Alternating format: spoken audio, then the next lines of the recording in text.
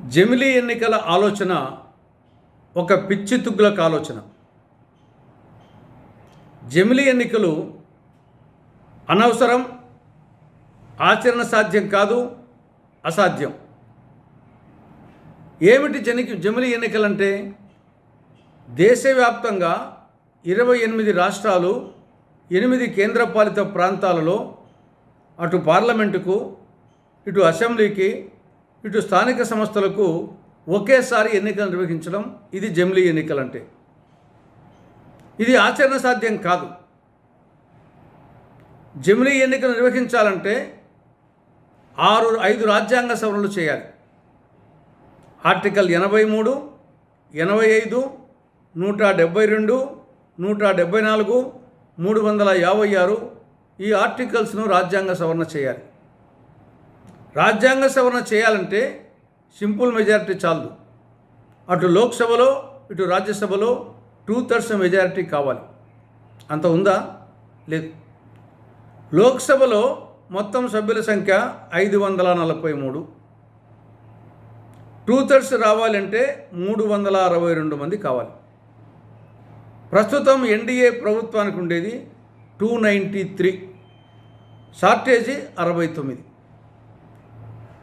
కాబట్టి 69ని అధిగమించడం సాధ్యం కాదు. కాబట్టి లోక్సభలో 2/3 రాదు. రాజ్యసభ మొత్తం సభ్యుల సంఖ్య 245.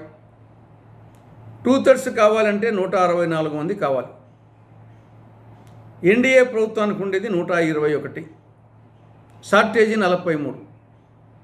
కాబట్టి అక్కడ 2/3 మెజారిటీ రాదు. కాబట్టి లోక్సభలో 2/3 రాదు, రాజ్యసభలో 2/3 రాదు. కాబట్టి జమిలీ ఎన్నికలు వచ్చే క్వశ్చనే లేదు. రాజ్యాంగ సభలు కావు కాబట్టి జమిలీ ఎన్నికలు దేశమంతటా పెట్టే క్వశ్చనే ఉండదు.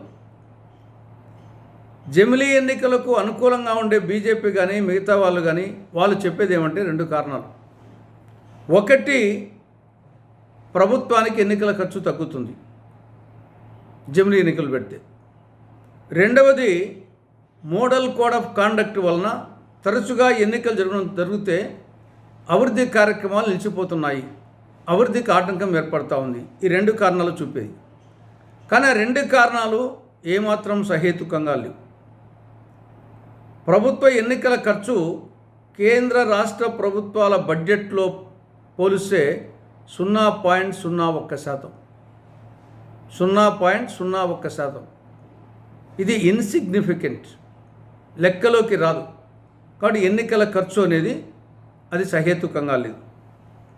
రెండవది, model code of conduct. Model code of conduct వలన ఆల్రెడీ అమలులో ఉన్న పథకాలు కొనసాగించవచ్చు.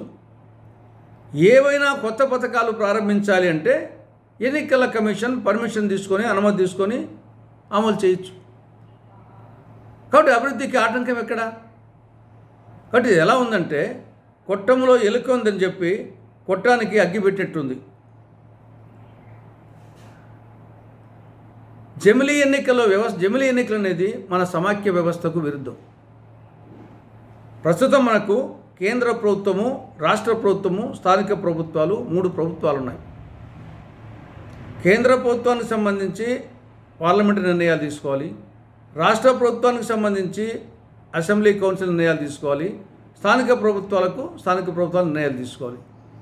దానికి రాజ్యాంగంలో 7 షెడ్యూల్ కింద యూనియన్ లిస్ట్ కేంద్ర ప్రభుత్వం ఏం చేయాలి, స్టేట్ లిస్ట్ రాష్ట్ర ప్రభుత్వం ఏం చేయాలి, కాంకరెంట్ లిస్ట్ అంటే కేంద్ర రాష్ట్ర ప్రభుత్వాలు కలిసి ఏం చేయొచ్చు. అదేవిధంగా స్థానిక ప్రభుత్వాల్లో పంచాయతీరాజ్ 11 షెడ్యూల్ కింద 29 ఐటమ్స్, అర్బన్ బాడీస్కి, మున్సిపల్ కార్పొరేషన్లకు దానికి 12 షెడ్యూల్ కింద 18 ఐటమ్స్ స్పష్టంగా రాజ్యాంగంలో నిర్వచించడం జరిగింది. తర్వాత ఈ జమిలీ ఎన్నికల వలన ఒకసారి ఎన్నికలు జరిగితే 5 ఏళ్ళ వరకు ఎవరు అడిగేదానికి లేదన్నప్పుడు అవినీతి విశృంఖలమవుతుంది. ఇది క్రమేణా నియంతృత్వ పోకలకు దారితీస్తుంది. అభివృద్ధి చెందిన అమెరికా దేశంలో కూడా జమిలీ ఎన్నికలు లేవు.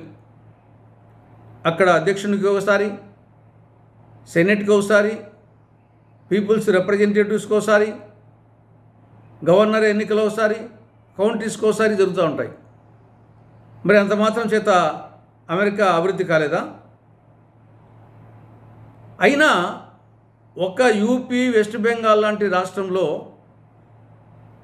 ఒకే ఫేజ్లో లోక్సభ ఎన్నికలు లేదా రాజ్యసభ లేదా అసెంబ్లీ ఎన్నికలు నిర్వహించలేని పరిస్థితిలో అమ్మకు అన్నం పెట్టని ప్రబుద్ధుడు పిన్నమ్మకు బంగారుగాలు చేస్తా అన్నట్లు ఒక్క రాష్ట్రంలో ఒకేసారి లోక్సభ ఎన్నికలు ఒక్క ఫేజ్లో నిర్వహించగా 6-7 ఫేజ్ నిర్వహిస్తూ ఉన్న ప్రభుత్వము, ఎన్నికల కమిషను మొత్తం దేశవ్యాప్తంగా కాశ్మీర్ నుండి కన్యాకుమారి వరకు, కటక్ నుండి హటక్ వరకు లోక్సభకు, అసెంబ్లీకి, స్థానిక సంస్థలకు ఒకేసారి నిర్వహిస్తానంట.